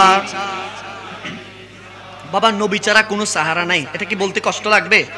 আরেকটু জোরে বলেন, কষ্ট লাগে আপনাদের? আমাদের সমাজে এখন দেখতেছেন না, আজকে 31 তারিখ, আর 6 দিন পরে কি হবে? আরেকটু জোরে বলেন না। ভোট হবে। আমার বহু ভাইয়েরা স্লোগান দেয়, আমার ভাইয়ের চরিত্র ফুলের মতো পবিত্র। দেখা যায় যে ভাইয়ের চরিত্র ফুলের মতো পবিত্র বলে এই আরা জীবন সুদের ব্যবসা করে, ঠিক কিনা বলেন না? যে ভাইয়ের চরিত্র ফুলের মতো পবিত্র বলে সে রমজান এবং কুরবান ছাড়া জীবনে কখনো এই কুয়াইশের মসজিদে যায়। যে ভাইয়ের চরিত্র ফুলের মতো পবিত্র বলে সমাজের সবচেয়ে বেইজ্জত চলে তার স্ত্রী, ঠিক কিনা বলেন? আর আমার ভাই স্লোগান দেয় কেন যদি জিজ্ঞেস করেন, কিরে নানটু এত স্লোগান দেশ কেন? গলা তো ফাড়ি যাবে, রক্ত বের হয়ে যাবে, এত স্লোগান কিসের? বলে যে সন্ধ্যা হয়ে গেলে কোষ রাস্তার মাথা থেকে আমাকে একটা চিনি কম চা, 2টা ফোঁটা বেলা বিস্কুট দিবে। এরকম আছে না নাই? আরেকটু জোরে বলেন। আল্লাহ এই সমস্ত ভাইদেরকে হেফাজত করুক, আমিন বলেন। আর আমরা বলবো নবীর শান, সুবহানাল্লাহ বলেন। আমরা বলবো কার শান? আরেকটু জোরে বলেন। আরে আদম থেকে ঈসা নবী, আরে নাফসি নাফসি করিবেন সবই, ঠিক না বলেন? আরে উম্মত উম্মতি বলে কাঁদবেন, সুবহানাল্লাহ বলেন। আরে উম্মত উম্মতি বলে কাঁদবেন, নবী কামলি ওয়ালা নবী ছাড়া, বলেন না, নবী ছাড়া নাই সাহারা, জানো দুনিয়া ওয়ালা নবী মোদের নয়নি মনি, নবী গোলারে মালা নবী চা সালাতুনিয়া।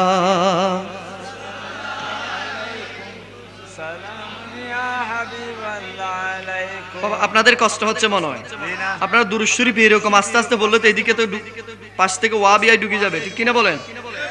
আপনারা এরকম অবস্থা করলে কি আসবে বাবা? ওয়াবিয়াই আপনাদের ঘরে ঢুকে যাবে, ঠিক কিনা বলেন? তো দুরূদ শরীফ একটু জোরে বলেন না, সালাতুনিয়া।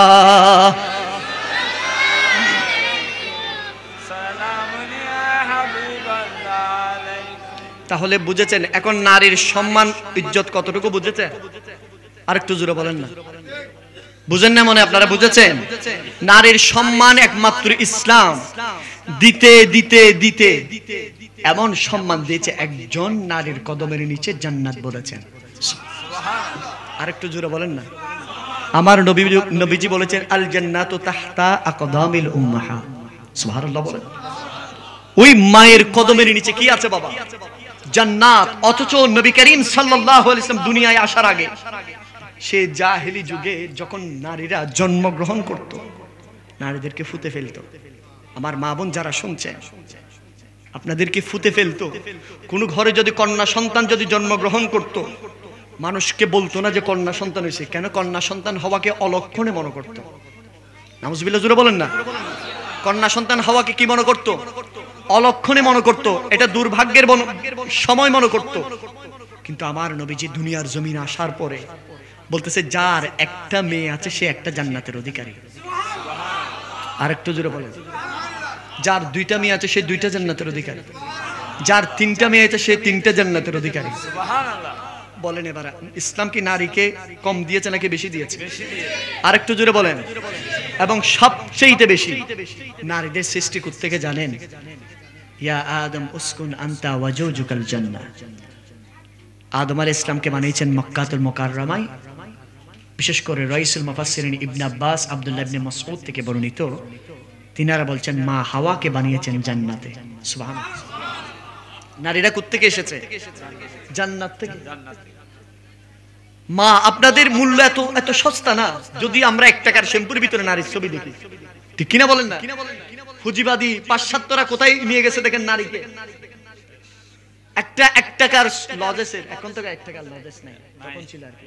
2 টাকার একটা সেন্টার ফ্রুটের মধ্যে কিসের ছবি? নারীর ছবি। 5 টাকার একটা চিপসে নারীর ছবি। যেদিকে যাবেন নারীর ছবি। কিরে, নারী কি পণ্য? আর একটু জোরে বলেন, নারী কি পণ্য? নারীর সম্মান, নারীরা জান্নাত থেকে এসেছে, নারীর সম্মান সবচেয়ে বেশি। আজ আপনি দোকানে দোকানে দেখেন প্রতিটা সাইনবোর্ডে নারীর ছবি, নারীর ছবি থাকবে কেন? কখনো যারা সুস্থ মস্তিষ্কের মানুষ, যারা সুস্থ, যারা সমাজতান্ত্রিক পাশ্চাত্যের গোলামি করে না, তারা কখনো এই চারিদিকে নারীকে পণ্য হিসাবে ব্যবহার করা এটাকে কখনো মানতে পারে না। আর নারীকে পণ্য যারা বানায় আর বড় গলায় বলে ইসলাম নারীর অধিকারকে হরণ করছে, জোরে বলেন নাউজুবিল্লাহ। তাহলে আমরা এই ক্ষুদ্র আলোচনা থেকে বুঝলাম পৃথিবীর যত ধর্ম গ্রন্থ আছে, যত ধর্মের অনুসারী আছে, যত ধর্ম যাজক আছে, আমি তো প্রত্যেক ধর্মের নাম ধরে বললাম, তাদের ধর্মীয় গ্রন্থের কথা বললাম। একমাত্র একটি গ্রন্থ নারীর মর্যাদা বাড়িয়েছেন, বলে সে গ্রন্থের নাম কি? সবাই বলেন, পিছনের ভাইরা বলেন, সে গ্রন্থের নাম কি? আর সে ধর্মের নাম কি? ইসলাম। ধর্মের নাম কি? আর সে গ্রন্থের নাম কোরআন। পাঠিয়েছেন কে? আর একটু জোরে বলেন কে? তাহলে ইসলাম নারীর সবচেয়ে বড় মর্যাদা দিয়েছে, জোরে বলেন সুবহানাল্লাহ। আর একটু জোরে বলেন। এখানে আমি একটা জিনিস লক্ষ্য করলাম, আমার ভাইরা, আফজালুন নাস বাদাল আম্বিয়া সিদ্দিক আকবরের আজকে স্মরণে প্রোগ্রাম করছি, কিন্তু আমাদের ওলামায়ে কেরাম এখানে সিদ্দিক আকবরের বিষয় দেখছেন, হয়তো করেছেন। আজকে যুবকরা, আজকের যে সকল যুবক ভাইরা পাশ্চাত্যের গোলামি করে, যারা পুঁজিবাদী সমাজতান্ত্রিকের গোলামি করে, যারা কমিউনিজম, সোশ্যালিজম, সেকুলারিজমদের গোলামি করে, তারা son of Abu Lahab, Abu Jahal, Utba, Shaiba, Mughira, কথা বলেন ঠিক কিনা? যারা এই পাশ্চাত্যের পাঁচাটা গোলামি করে না, যারা একদিকে আতশবাজি ফুটায়, বোমা ফুটায়, সেদিকে যায় না, যারা এই কোরআনের ময়দানে বসেছে, যারা নবীজির মিলাদুন নবীতে বসেছে, যারা 5 ওয়াক্ত নামাজের মাধ্যমে 31st নাইট উদযাপন করবে, যারা সোমবারের রোজার মাধ্যমে 31st নাইট উদযাপন করবে, যারা মা বাবার খেদমতের মাধ্যমে জীবন পরিচালনা করে, যারা নামাজের মাধ্যমে দিন সূচনা করে, যারা ইবাদতের মাধ্যমে দিন সূচনা করে, তারা হচ্ছে অনুসারী সিদ্দিক আকবরের। জোরে বলেন সুবহানাল্লাহ। আমরা অনুসরণ করার দরকার আছে না নেই? আরেকটু জোরে বলেন, দরকার আছে না নেই? তিনি কোন সিদ্দিক আকবর? যে সিদ্দিক আকবর রাসূল করিম বলেছেন, উম্মত শুনে রাখো, জান্নাতে তোমরা যেতে চাও, কোন জান্নাত? আল্লাহ বলছেন, ইয়া আইয়াতুহান নাফসুল মুতমাইন্নাহ ইরজিই ইলা রাব্বিকি রাদিয়াতাম মারদিয়া ফাদখুলি ফি ইবাদি ওয়াদখুলি জান্নাতি। ওই জান্নাতে তোমরা যেতে চাও, কিন্তু একজন ব্যক্তি আছে যার জন্য জান্নাত, আল্লাহর কাছে 8খানা জান্নাত ফরিয়াদ জানাবে, মালিক ওই ব্যক্তিকে তুমি আমার এই জান্নাত দিয়ে প্রবেশ করাও, মালিক আমার এই জান্নাত দিয়ে প্রবেশ করাও। সাহাবায়ে কেরাম বললেন, ইয়া রাসূলুল্লাহ, ইয়া হাবিবাল্লাহ, সেই আপনার সেই উম্মত যার জন্য জান্নাত অপেক্ষা করবে, সেই কি এখন দুনিয়াতে আছে, নাকি আসবে, নাকি চলে গিয়েছে? আমার রাসূল বলেন, সেই এখনো আছে। সাহাবায়ে কেরাম বললেন, ইয়া রাসূলুল্লাহ, একটু তার ঠিকানা দেবেন না, কোথায় সে আছে, আমরা তার থেকে দোয়া নেওয়ার জন্য। নবীজি বললেন, দূরে যেতে হবে না, সেই এখনো মসজিদে নববীতে আছে। সাহাবীরা একজন অপরজনের দিকে তাকায়, কে সেই সৌভাগ্যবান যার অপেক্ষায় জান্নাত থাকবে? একজন অপর দিকে তাকায়। ফারুক আজম কান্নায় ভেঙে পড়লেন, ওসমান গনি জিন্নুরাইন কান্নায় ভেঙে পড়লেন, আলী রাদিয়াল্লাহু তাআলা হু হু করে কান্না করছেন। একজন সাহাবী অপরজনের দিকে তাকায় আর দু চোখের পানি ছেড়ে দেয়। আর মুস্তাফা মসজিদে নববী থেকে মিম্বরে দাঁড়িয়ে বলে, ও আমার সাহাবীরা শুনে রাখো, সে আর কেউ নয়, আমি মুস্তাফার জবানে বলছি, যে বলেছিল, ইয়া রাসূলুল্লাহ ফিদাকা আবি ওয়া উম্মি ওয়া রূহি, যা বলেছিল, যাকে আমি রাসূল বলছি, আফজালুন নাস বাদাল আম্বিয়া, সে হচ্ছে আমার সিদ্দিক আকবর। জোরে বলেন সুবহানাল্লাহ। সে কে? সিদ্দিক আকবর। সুবহানাল্লাহ। জান্নাত যার অপেক্ষায় থাকবে। সুবহানাল্লাহ, একটু জোরে বলেন না বাবা। তিনি কোন সিদ্দিক আকবর বাবা? যে সিদ্দিক আকবর আমার নবীজির বাল্যকালের সাথী, যে সিদ্দিক আকবর আমার নবীর মক্কার বাজারের সাথে, যে সিদ্দিক আকবর আমার নবীর হিজরতের সাথে, যে সিদ্দিক আকবর আমার নবীর গারে সুরের সাথে, যে সিদ্দিক আকবর আমার নবীর মদিনাতুল মুনাওয়ারার সাথে, যে সিদ্দিক আকবর আমার নবীর জঙ্গে বদর, জঙ্গে উহুদ, জঙ্গে হুনাইন, জঙ্গে খায়বারের সাথে, যে সিদ্দিক আকবর শুধু তাই নয়, যে সিদ্দিক আকবর মুস্তাফার কবরের রাজে মোবারকের সাথে হবে, যে সিদ্দিক আকবর মিজানের সাথে হবে, যে সিদ্দিক আকবর ফুলসিরাতের সাথে হবে, যে সিদ্দিক আকবর হাউজে কাউসারের সাথে হবে।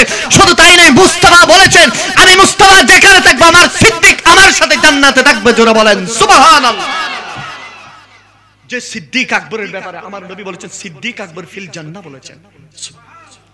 যে সিদ্দিক আকবর কেমন জানেন?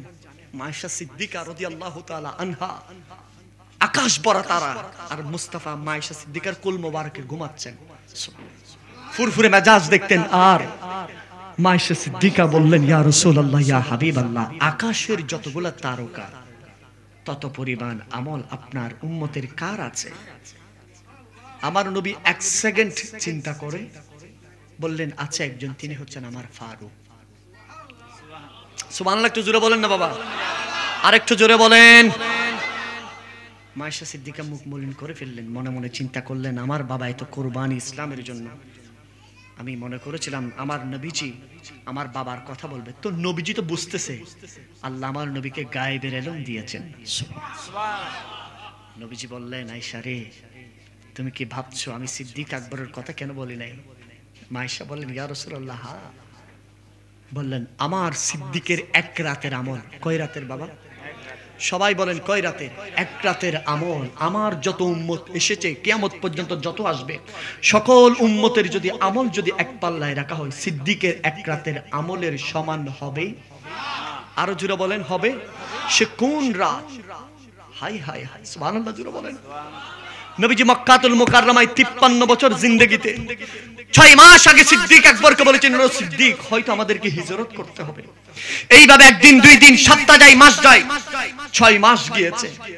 যাওয়ার পর মুস্তাফা, আপনারা জানেন, হিজরত করে শের খুদা আলী মর্তুদাকে নিজ কক্ষ মোবারকে, চকি মোবারকের ঘুম পাড়িয়ে রাসূল করিম বের হয়ে গেছেন কাফেরদের সামনে। সিদ্দিক আকবরের ঘরে শুধুমাত্র গিয়ে একবার ডাক দিয়েছেন, আবু বকর সিদ্দিক বলে। সিদ্দিক আকবর লাব্বাইক বলে দরজা খুলে ফেললেন। সুবহানাল্লাহ, জোরে বলেন। নবীজি অবাক, রে সিদ্দিক আকবর, তুমি ঘুমাও নাই? ইয়া রাসূলুল্লাহ, ইয়া হাবিবাল্লাহ, আজ থেকে 6 মাস আগে আপনি যখন হিজরতের কথা বলেছেন, নবী গো, যতক্ষণ আপনার সাথে মসজিদে নববীতে থাকি আপনার সামনে থাকি, যতক্ষণ আপনার সাথে যুদ্ধের ময়দানে থাকি আপনার সামনে থাকি, যতক্ষণ আপনার সাথে মক্কার বাজারে থাকি আপনার সাথে থাকি, ওগো নবী, যখন আপনার থেকে বিদায় নিয়ে আমি ঘরে আসি, আমি আমার ঘরের দরজা বন্ধ করে চৌকাঠের সামনে দাঁড়িয়ে আমি সব সময় দাঁড়িয়ে থাকি। ওগো নবী, আজ 6 মাস পর্যন্ত আমি সিদ্দিকের পিঠ বিছানার সাথে লাগে নাই। ওগো নবী, 6 মাস আমি সিদ্দিকের বিছানার সাথে পিঠ লাগে নাই। নবী বললেন, ও সিদ্দিক, কেন এত কষ্ট করেছো? ইয়া রাসূলুল্লাহ, আমি সিদ্দিক আকবরের কলিজা বরদাস্ত করবে না। মুস্তাফা আমার ঘরের সামনে এসে 2 বার ডাক দিবে, ইয়া সিদ্দিক আকবর বলে 2 বার ডাক দিবে, এটা তো সিদ্দিক আকবরের অন্তর সহ্য করবে না। ওগো নবী, আপনার জন্য এই 6 মাস কেন, 6 বছর কেন, সিদ্দিক আকবরের পুরো জিন্দেগি কুরবান করে দিবে। মুস্তাফার যেন অন্তরে বিন্দু পরিমাণ যেন কষ্ট না পাই, সিদ্দিকের জীবন কুরবান করে দিবে। জোরে বলেন সুবহানাল্লাহ। ইয়া রাসূলুল্লাহ, আমি দরজার পাশে দাঁড়িয়ে থাকতাম, কখন আপনি আসবেন, কখন ডাক দিবেন, 2 বার যেন ডাক দিতে না হয়, সেজন্য আমি দাঁড়িয়ে দাঁড়িয়ে আপনার আওয়াজের অপেক্ষা করেছিলাম। আজ 6 মাস পর্যন্ত সারা রাত দাঁড়িয়ে দাঁড়িয়ে। সুবহানাল্লাহ। এখান থেকে গারে হারাতে নবীজি সিদ্দিক আকবরকে কাঁধে নিয়েছেন।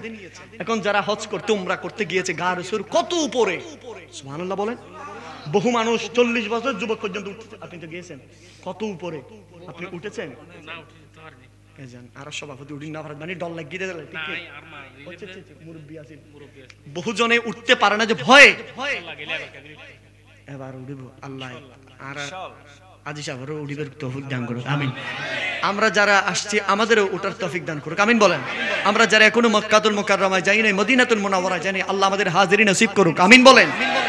এত উপরে আর নবীজি নিচে। সিদ্দিক আকবর বলেন, ইয়া রাসূলুল্লাহ, মুস্তাফা কদম বাড়িয়ে বাড়িয়ে গারে সুরের মধ্যে উঠবে, এটা তো সিদ্দিকের অন্তর বরদাস্ত করেন। নবী গো, আপনি আমার কাঁধ মোবারকে উঠেন। আর একটু জোরে বলেন না বাবা। তিনি কোন সিদ্দিক? উঠে গেলেন উপরে, গর্তের ভিতরে ঢুকবেন। নবীজিকে বললেন, ইয়া রাসূলুল্লাহ, আগে তো ঢুকবে সিদ্দিক আকবর। সুবহানাল্লাহ।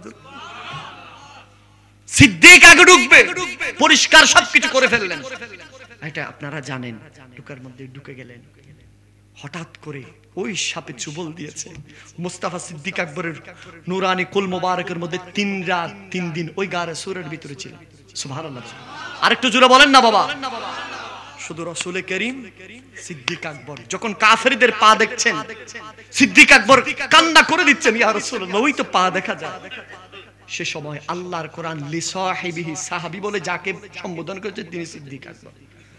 এবং শুধু তাই নয়, তিনি ওই সিদ্দিক আকবর, আল্লাহর কোরআন বলছেন, ডু নট বি সেইড, লা তাহজান, ও সিদ্দিক তুমি ভয় পেও না, হতাশ হয়ো না, ডু নট বি সেইড, তুমি পেরেশানি হয়ো না, আমি আল্লাহ, ইন্নাল্লাহা মা'না, তোমাদের সাথে আছি। সুবহানাল্লাহ।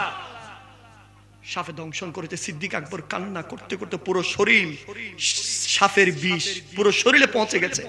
এক ফোঁটা চোখের পানি সিদ্দিক আকবরের নবীর মুস্তাফার চেহারার মধ্যে পড়েছে। মুস্তাফা চোখ খোলা মাত্র দেখছে সিদ্দিক আকবরের পুরো চেহারা কালো হয়ে গেছে। ইয়া রাসূলুল্লাহ, সাপে আমাকে কেটেছে। নবীজি বলেছিল, সিদ্দিক তুমি আমাকে বলো নাই কেন?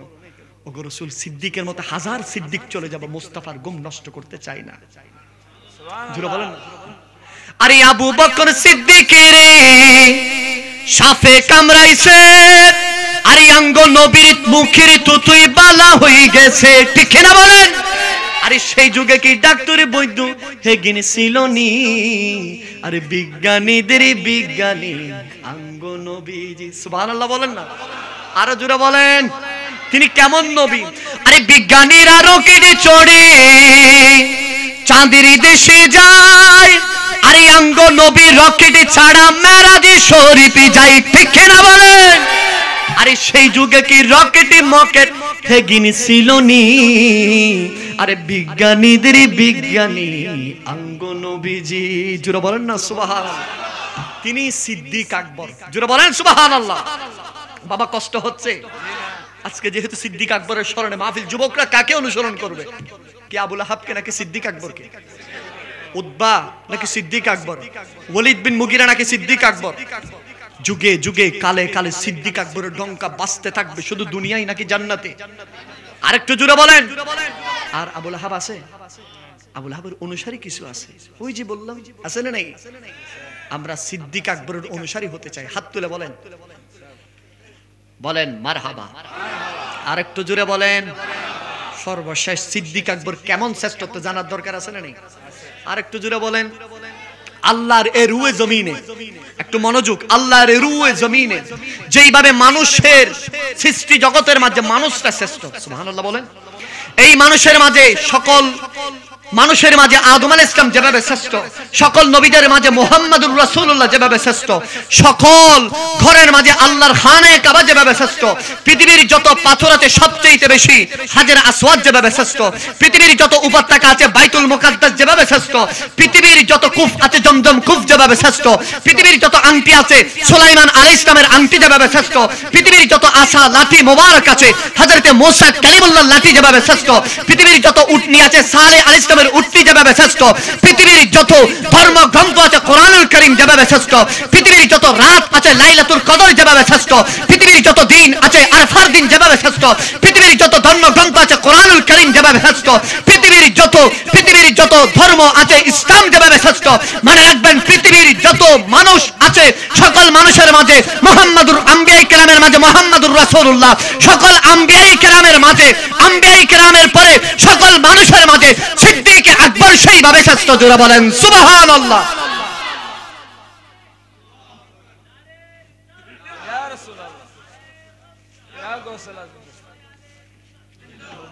সিদ্দিক আকবরের কোনো তুলনা হয়?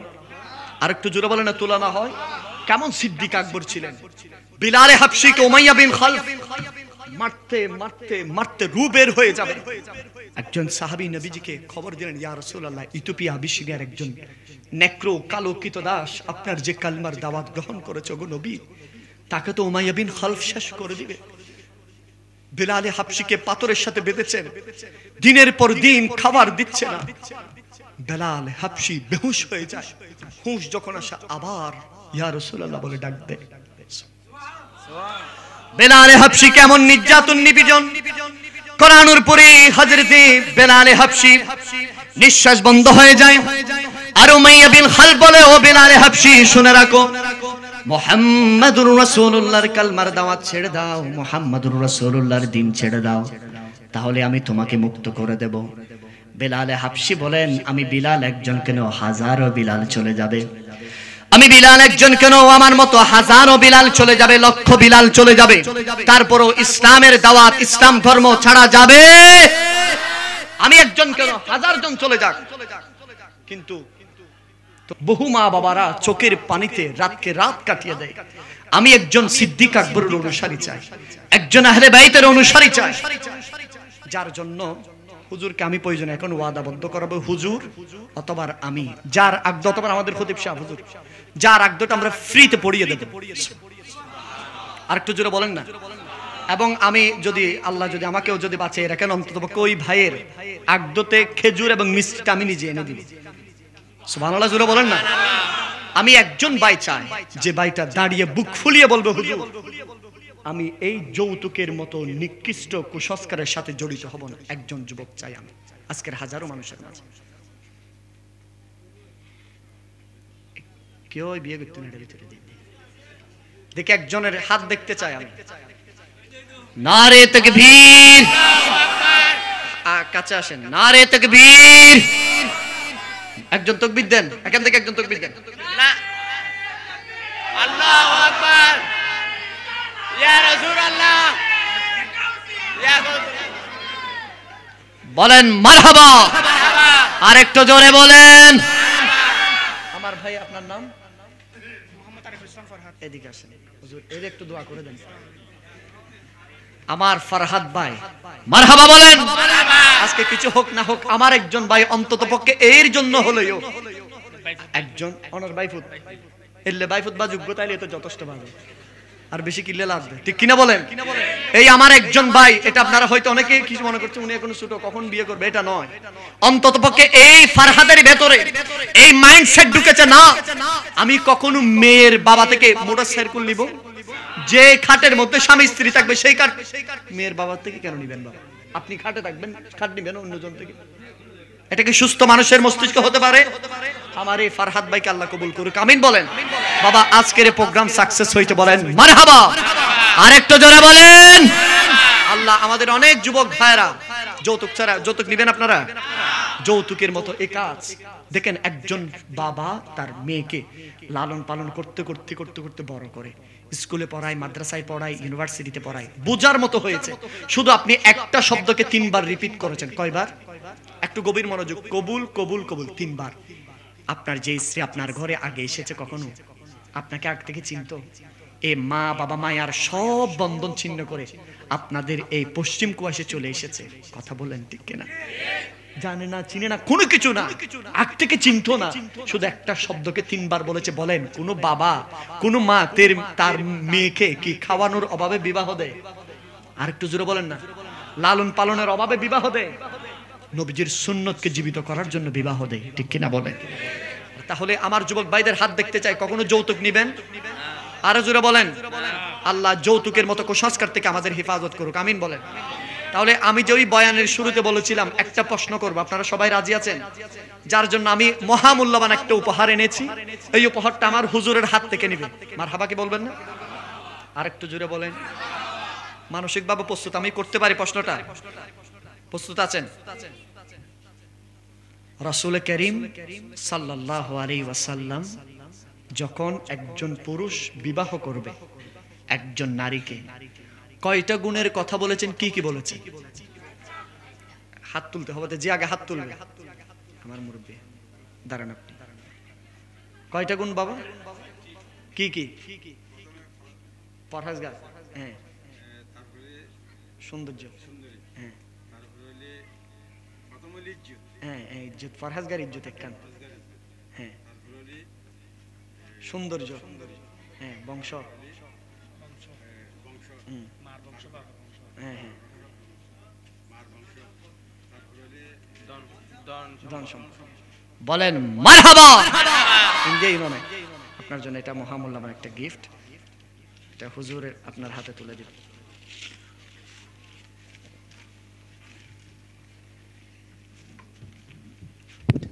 আপনারা একটু জোরে বলেন মারহাবা।